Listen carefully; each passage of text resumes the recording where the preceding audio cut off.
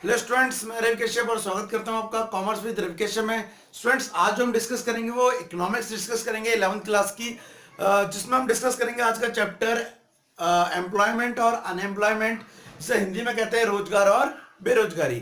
तो आपको सबसे पहले बता दूं कि इंडिया में जो रोजगार और बेरोजगारी की बात है, मतलब एम्प्लॉयमेंट और अनएम्प्लॉयमेंट की बात है, तो यहाँ पर बहुत ज्यादा मात्रा में अनएम्प्लॉयमेंट पाया जाता है। ठीक है, ज्यादा मात्रा में मतलब कि लोग जिस टाइप की जॉब करना चाहते हैं उस टाइप की उन्हें जॉब ही नहीं मिल रही है। अच्छा, कुछ कर भी रहे तो वो जॉब ऐसी है जो उनके पसंद की नहीं है, मतलब जिस फील्ड में वो काम करना चाहते हैं उस फील्ड में उन्हें जॉब नहीं मिल रही है। तो बेरोजगारी का मतलब सिर्फ ये नहीं होता है, एम्प्लॉयमेंट का मतलब यही नहीं होता कि आप काम करना चाहते हैं, आपके पास काम नहीं है। इसका मतलब ये भी है कि आपको अपनी पसंद का काम नहीं मिल रहा है। अगर लोगों को अपनी पसंद का काम मिले, अपनी एक्चुअल वेजेस मिले जितनी उनको बनता है, तो शायद लोगों को अमेरिका, जापान, ब्रिटेन जाने की जरूरत ना पड़े। जस्ट बिकॉज ऑफ लोगों को क्या नहीं है, एम्प्लॉयमेंट अच्छे से मिलता नहीं है इंडिया में, इसलिए वो क्या कर लेते हैं, दूसरी कंट्री में चले जाते हैं, क्योंकि उन्हें यहाँ का वेजेस क्या लगता है, कम लगता है। तो ये भी एक कहीं ना कहीं हमारी कमजोरी है, ठीक है, जिस पर हम काम नहीं कर रहे हैं। तो चलिए आज डिस्कस करेंगे इसी के ऊपर, जो कि हमारा चैप्टर है एम्प्लॉयमेंट और अनएम्प्लॉयमेंट।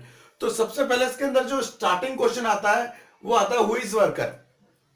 ठीक है, अच्छा, तो उससे आगे कंटिन्यू करने से पहले आपको बता दूं, अगर इंडिया में अनएम्प्लॉयमेंट होगा तो उसका नॉर्मली ऊपर से कहीं तो इफेक्ट क्या पड़ेगा। देखिए, सबसे पहली चीज, अगर कोई व्यक्ति इंडिया में बेरोजगार है तो उसका एक सिंपल सा इफेक्ट जा रहा है उसके घर पे भी और देश पे भी। देश पे कैसे जा रहा है, घर का आप सभी को पता है।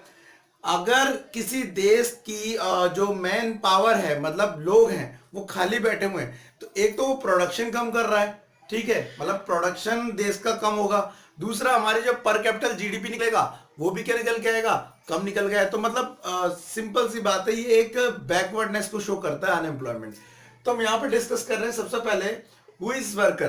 तो देखिए, यहाँ पे वर्कर वो है जो कोई भी काम कर रहा है, किसके लिए, पैसे कमाने के लिए, मतलब कोई भी काम का मतलब लीगल काम। ठीक है, तो यहां पर अगर कोई व्यक्ति अर्निंग के लिए कोई वर्क कर रहा है, ठीक है, तो उसे क्या बोलेंगे, आप वर्कर बोलेंगे। जैसे कि आपकी डेफिनेशन में दिया हुआ है कि अगर कोई भी आदमी वो एम्प्लॉयमेंट में लगा हुआ है, एम्प्लॉयमेंट मतलब रोजगार में लगा हुआ है, और उसका रिजल्ट क्या होता है, उसे चाहिए लाभ, लाभ मतलब प्रॉफिट, तो उसे कहेंगे कि वो व्यक्ति काय में लगा हुआ है, काम कर रहा है, जिसे बोलेंगे श्रमिक वर्कर। तो वर्कर वो व्यक्ति होता है जो प्रॉफिट के लिए क्या करता है, अपना काम देता है, रोजगार देता, काम करता है। ठीक है, अब इसके आगे की मैं बात करूं तो ये तो समझ आ गया वर्कर कौन है। चलो ठीक है, जो पैसे के लिए काम कर रहा है, जो पैसे के लिए काम कर रहा है और जीडीपी में क्या कर रहा है, योगदान भी दे रहा है, मतलब कंट्रीब्यूशन भी दे रहा है, क्योंकि अगर वो काम करेगा तो जीडीपी भी क्या होगा, आपका बढ़ेगा।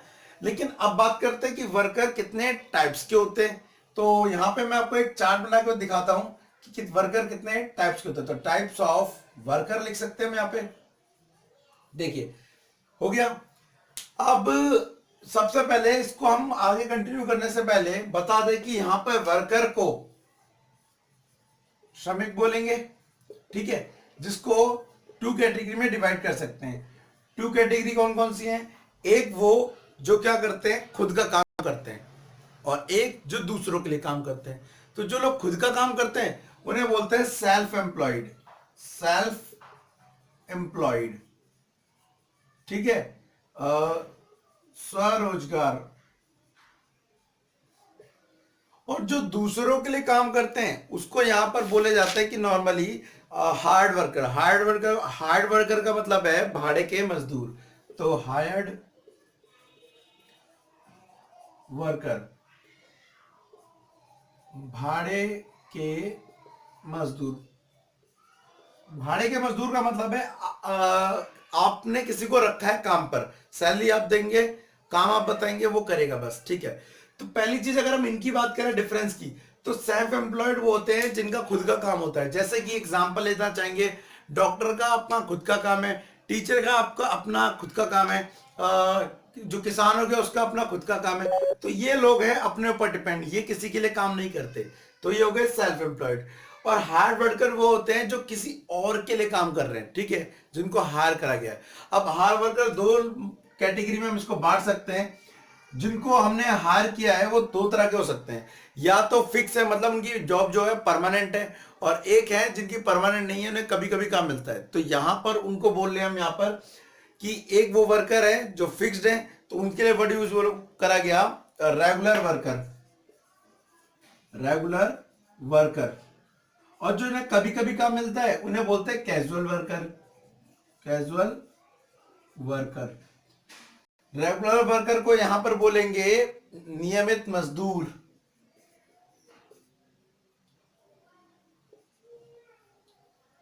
नियमित मजदूर। और जो लोग कभी कभी काम मिलता है उन्हें बोलेंगे अनियमित मजदूर। अभी हम डिस्कस करते हैं कि कैसे क्लियर होता है। देखिए, अब पहले इनके बारे में समझ लेते हैं। सेल्फ एम्प्लॉयड आपको मैंने बता दिया, हार्ड वर्कर बताया। हार्ड वर्कर वो वर्कर होते हैं जिनको काम पे रखा जाता है, ठीक है। अब इनको फर्दर टू कैटेगरी में डिवाइड कर सकते हैं, एक रेगुलर और एक इरेगुलर, मतलब कैजुअल कह सकते हैं।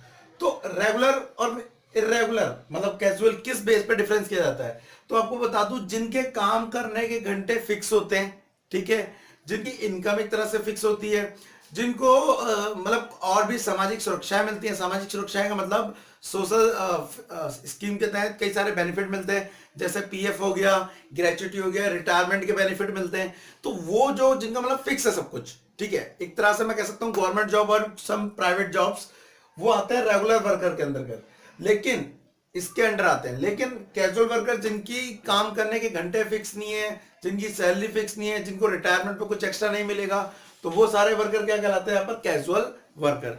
तो मोस्टली हमारे इंडिया में जो ज्यादातर लोग हैं वो कैजुअल वर्कर में आते हैं, ठीक है। और जितनी भी गवर्नमेंट जॉब है, सम प्राइवेट जॉब्स हैं, वो किस में आ गई, रेगुलर वर्कर में आ गई, क्योंकि वो हमने हार करा गया है। और ये हो गया सेल्फ एम्प्लॉयड मतलब खुद का काम।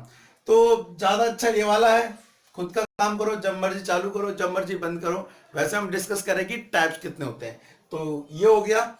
इसके बाद तीन और टॉपिक मैं आपको समझाता हूं आज की डेट में। तीसरा जो टॉपिक है वो है तीन टॉपिक के बीच डिफरेंस। कौन कौन सा? पहला लेबर सप्लाई, ठीक है। नेक्स्ट लेबर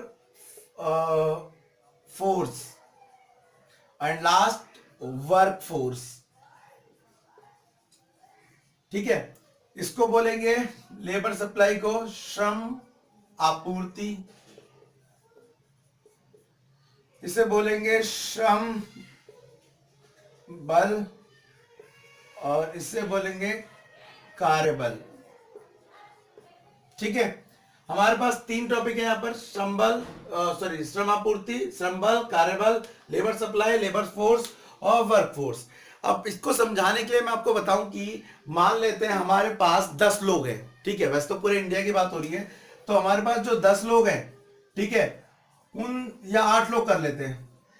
अब इन 8 लोग में से क्या करना है, जो ये है वो अपने 6 घंटे दे रहा है काम करने के लिए। समझिएगा क्या कह रहा हूं, ये 6 घंटे दे रहा है, ये भी 6 घंटे दे रहे हैं, ये भी 6 घंटे दे रहे हैं, ये भी 6 घंटे दे रहे हैं, और ये वाले 8 घंटे काम करने के लिए रेडी हैं अपने घंटों में से। सबके पास 24 घंटे होते हैं, लेकिन वो कितना काम करना चाहते हैं, कितनी देर तक काम देना चाहते हैं।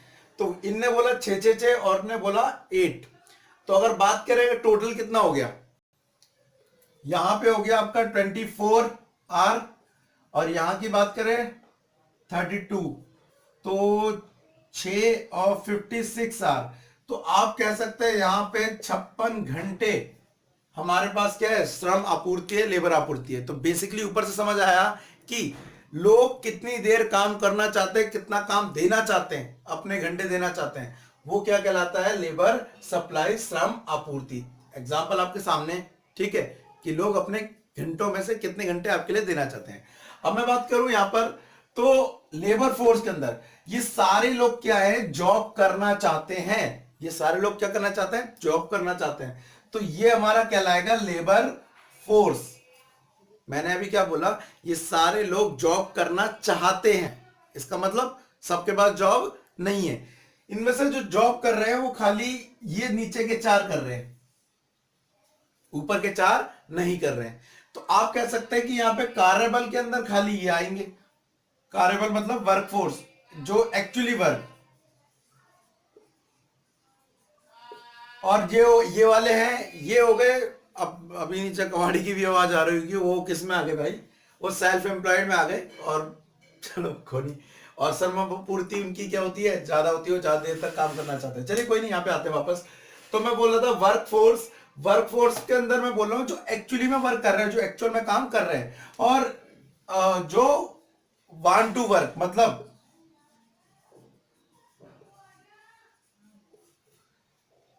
एंड एक्चुअली वर्क, एक जो काम करना चाहते हैं और जो काम कर रहे हैं, उन दोनों के सम को बोलेंगे लेबर फोर्स। ठीक है, और इसे क्या बोलेंगे, वर्क फोर्स। तो आपको एक सिंपल सी बात समझ आ गई क्या, कि अगर आपको यहाँ पे बेरोजगारी निकालनी है, अनएम्प्लॉयमेंट निकालना है, अनएम्प्लॉयमेंट निकालना है, तो क्या करिए, आप लेबर फोर्स में से वर्क फोर्स लेस कर दीजिए। मतलब हमारे पास यहाँ पे कितने लोग हैं, 8 लोग हैं। यहाँ पे कितने लोग हैं, 4 लोग हैं। काम करना चाहते हैं, टोटल कर रहे हैं, करना चाहते हैं 8, जिसमें से कर कितने रहे, 4। तो बाद बाकी क्या है, बैठे हैं बेरोजगार। तो यहाँ पे आप फॉर्मूला बना सकते हैं, labour force minus work force. ठीक है, हिंदी में आप लिख सकते हैं, लेबर फोर्स को श्रम बल बोलते हैं और वर्क फोर्स को कार्यबल बोलते हैं। तो बेरोजगार इज इक्वल टू श्रम बल माइनस कार्यबल। तो ये आज का एक फर्स्ट टॉपिक था, जिसके अंदर रोजगार और बेरोजगारी, अनएम्प्लॉयमेंट और एम्प्लॉयमेंट के अंदर हम डिस्कस किया। आई एम टॉपर पे जाकर इसके आप प्रैक्टिस क्वेश्चन देख लीजिए, नोट्स ट्राई कर लीजिए और आराम से उसको पढ़ लीजिए। नेक्स्ट पार्ट में हम डिस्कस करेंगे कि जो अनएम्प्लॉयमेंट है उसके क्या कारण होते हैं और अनएम्प्लॉयमेंट कितने प्रकार का होता है। तो पार्ट फर्स्ट में इतना ही, बात बाकी डिस्कस करेंगे पार्ट सेकंड में। तो आज के लिए thank you for time, bye bye.